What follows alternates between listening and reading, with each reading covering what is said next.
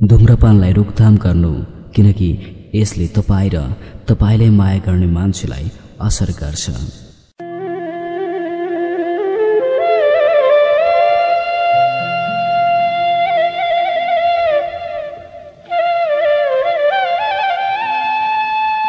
एउटा केटाको नाम आशिक थियो। ऊ पढ्नमा धेरै ट्यालेन्ट थियो, तर ऊ धेरै चुरोट खाने गर्थ्यो। उसकै कक्षामा एउटा केटी अमृता पनि पढ्थे।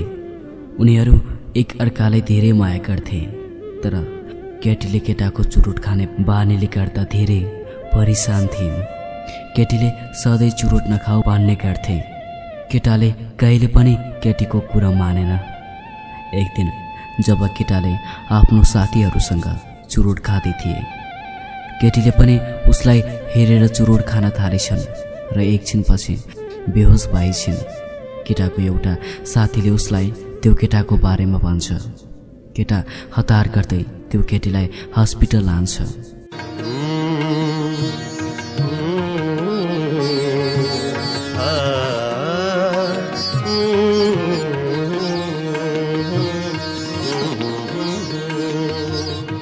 एकछिनपछि केटीलाई होस आउँछ र केटाले सोध्छ र भन्छ, तिमीले चुरोट किन खायौ? र केटीले भन्छ, यदि तिमी चुरोटलाई छाड्न सक्दैनौ भने मैले सोचेँ कि यदि मलाई तिमीसँग बाँच्नु छ भने मलाई पनि यसको बानी राख्नुपर्छ। यति भन्दै केटी रुन थाल्छ। प्लिज आशिक, खाना छोडिदेऊ। म तिमी बिना बाँच्न सक्दिनँ।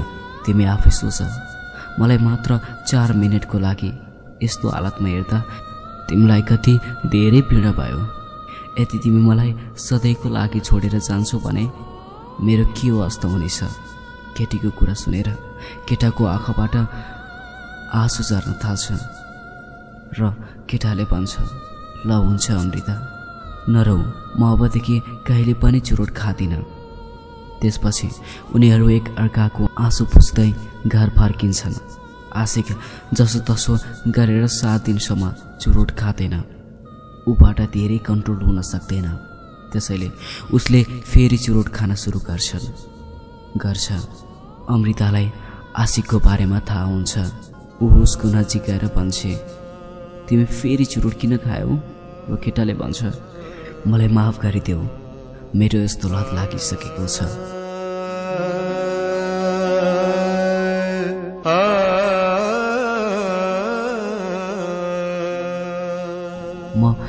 म मर्छु तर चुरोट खान छाड्दिनँ। केटी रिसाउँदै भन्छ, यदि तिमी चुरोट छोड्न सक्दैनौ भने म तिमीलाई छोडेर जाँदैछु। केटीको कुरा सुनेर केटाको आँखाबाट आँसु झर्न थाल्छ। केटाले भन्छ, प्लिज अमृता, यस्तो नभन। यति भनिसकेपछि केटाको मुखबाट रगत निस्केर ऊ बेहोस हुन्छ। केटी धेरै रुन्छ र केटाले हस्पिटल लैजान्छ। हस्पिटल गइसकेपछि डाक्टरले भन्छ, आशिकले धेरै चुरोट खाएकोले उसको फोक्सोमा क्यान्सर भइसकेको छ।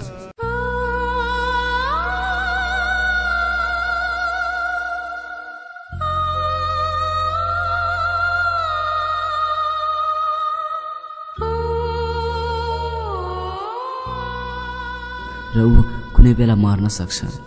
र केटीले भन्छ, कि म आशिकलाई भेट्न सक्छु? डाक्टरले भन्छ, ल हुन्छ, जानुहोस्।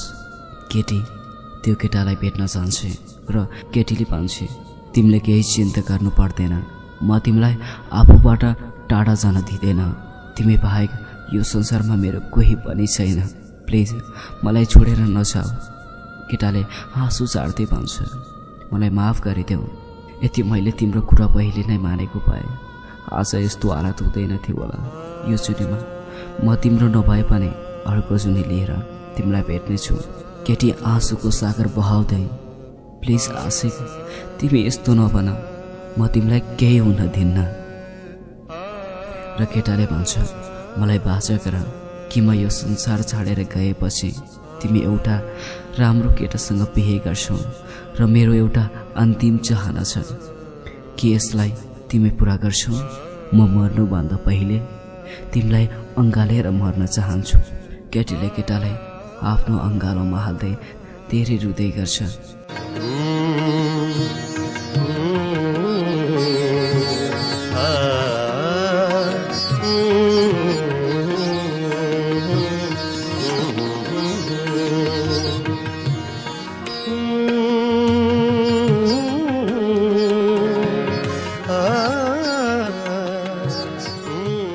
एकछिनपछि आशिकले श्वास बन्द गर्छन् र सबैलाई छाडेर जान्छ। आशिकको हालत हेरेर अमृता धेरै रुन्छ र पागल जस्तो गर्दै बेहोस हुन्छ। डाक्टरले उनलाई औषधि दिएर निको पार्छन्। 4 वर्षपछि अमृताले सबै ठाउँमा धुम्रपानको बारेमा जनचेतना जगाउँछिन् र अचेल आशिकलाई सम्झेर रुँदै गर्छिन्।